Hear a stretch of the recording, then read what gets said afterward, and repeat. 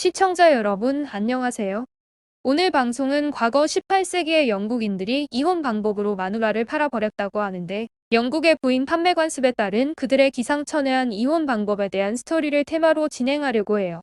어느 연대기에 나온 것을 예로 들어보자면, 어느 신사가 깔끔하게 차려입은 한 여자의 목에 밧줄을 맨 채로 시장으로 끌고 나와 자기 부인을 판다고 제안했는데, 둘 사이에 애가 둘이 있고 자기가 두 애들 중 한 명은 가질 것이고 마누라를 사면 한 명은 그에게 주겠다고 했다는 내용으로 실제로 이 내용처럼 행해진 경우가 있었다고 하네요.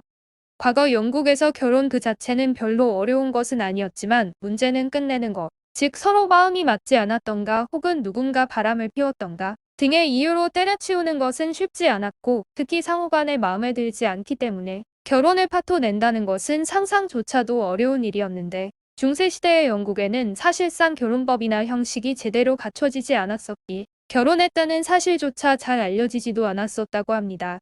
그러다가 18세기인 근대에 들어서며 사회가 개방되기 시작하면서 별다른 걸림돌 없이 단지 둘이 좋아서 함께하려는 마음만 있으면 그냥 결혼해 버리는 경우가 대다수였고 결혼하기 위한 조건은 단 하나, 여자는 12세 이상 남자는 14세 이상이어야 한다는 것뿐이었죠.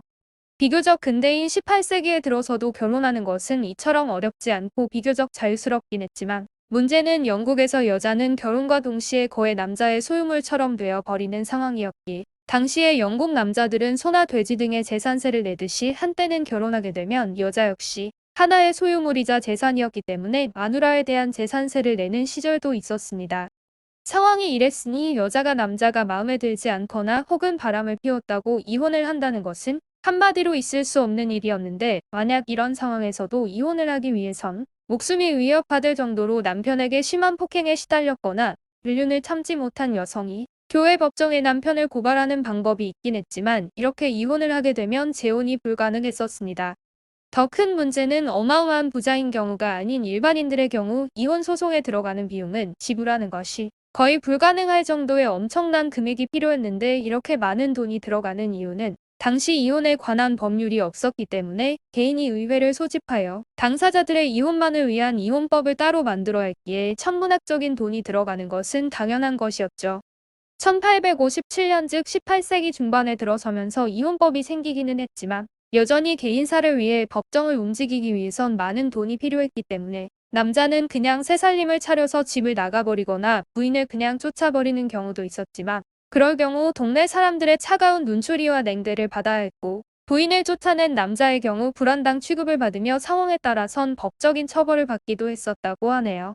상황이 이러니 가난한 사람들은 정말 이혼을 하고 싶거나 해야 할 필요가 있어도 방법이 없었기 때문에 결혼을 끝내버리고 싶은 영국인들은 매우 기발한 방법을 생각해냈는데 그건 원수 같아 죽여버리고 싶지만 그럴 수 없는 마누라를 팔아버리는 것으로 부인 판매라는 관습이 생겨나게 된 것이죠. 당시 대부분의 마누라 판매 행위는 소나 양을 팔아먹는 시장에서 가능한 많은 사람들이 모여 구경꾼들과 증인들이 최대한 많은 가운데 벌어지는 것이 일반적이었고 남편이란 작자는 농담 삼아 마치 가축을 판매하는 것처럼 마누라의 목이나 팔 혹은 허리에 밧줄이나 리본을 묶어서 시장으로 끌고 나가 사람들 앞에서 경매를 했다고 합니다. 물론 현대적인 관점에서 본다면 미친 짓이자 끔찍한 행위였지만 당시에는 마누라들이 경매에 나가는 것을 아주 즐겁게 받아들이는 경우가 많았는데 아마도 마누라도 남편과 사는 게 지겹고 싫었기 때문에 드디어 이 망할 놈의 남편 논과 끝이구나 하는 생각으로 이혼하여 다른 남자와 산다는 개념으로 그렇지 않았을까 하는 생각이 드네요. 그러나 경매 낙찰자 대부분은 보통 마누라의 남자친구 또는 남편이 이미 정해놓은 상대로 결정되는 것이 보통이었고 경매는 남편이 주도권을 잡고 진행했지만 팔려가야 할 마누라는 구매자를 거절할 권리가 있었으며 상황에 따라선 최고가를 부른 남성에게 팔려가는 경우도 있었는데 이 경우 낙찰받은 마누라를 데리고 새 집으로 가기 전에 흥미로운 광경에 신이 난 구경꾼들이 지켜보는 앞에서 두 사람이 여관방으로 직행함으로써 계약 체결을 했다고 하죠. 만약 마누라가 눈부시게 아름다운 경우가 아니라면 대부분 노동력 확보 차원에서 사가는 경우가 많았을 것 같은데 이때 만약 마누라가 팔려가는 것을 슬퍼하거나 고통스러워하는 기색이 보인다면 경매는 무조건 취소되었는데 경매는 사실상 합의 이혼의 상징적인 행위였기 때문이었고 낙찰가는 맥주 한 잔 값부터 100파운드 즉 현재 가치로 1800만 원 정도였지만 간혹 공짜로 주는 경우도 있었다고 하네요. 당시 마누라 경매에서 가장 이상적인 낙찰가는 소나 양 또는 돼지 같은 가축의 가격처럼 몸무게 몇 그램당 얼마라는 식으로 매겨졌는데 1780년에서 1850년까지 팔려나간 마누라들은 공식적으로 기록에 남은 것만도 3,400명이 넘는다고 하니 실상 기록에 남지 않은 경우가 더욱 많았기 때문에 당시 이런 마누라 판매 행위를 별 거부감 없이 받아들인 것으로 생각되네요.